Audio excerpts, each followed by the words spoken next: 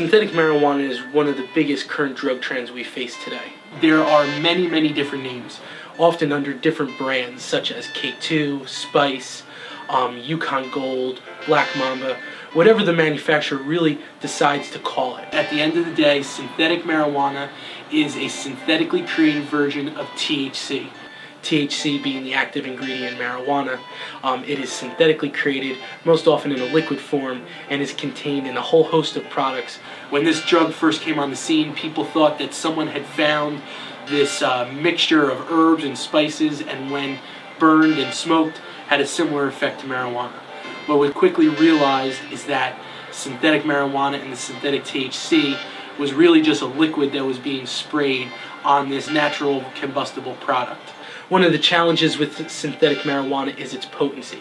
No way is naturally occurring marijuana able to compare to some of the potencies that we see with synthetic marijuana. Oftentimes, it can be 5 to 500 times as strong. Most of us are very familiar with the signs and symptoms of marijuana use. Bloodshot eyes, decreased intraocular pressure, dryness of the mouth, sensation of heat and cold, increased heart rate, and muscle relaxation. With synthetic marijuana, they're oftentimes almost exactly the same. Again, with the potency being much higher, sometimes those are much more extreme.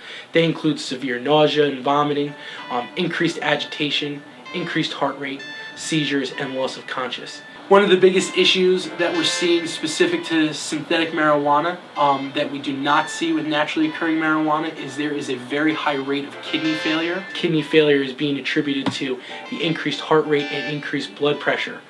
This overstress on the cardiovascular system seems to have a very negative effect. Drug tests oftentimes are not testing for these substances.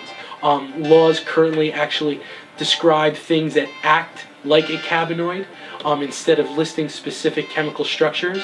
This will allow the law to deal with future versions of these substances. We see in the news that there are still confiscations and investigations on local convenience stores and merchants who are still selling these products behind the counter.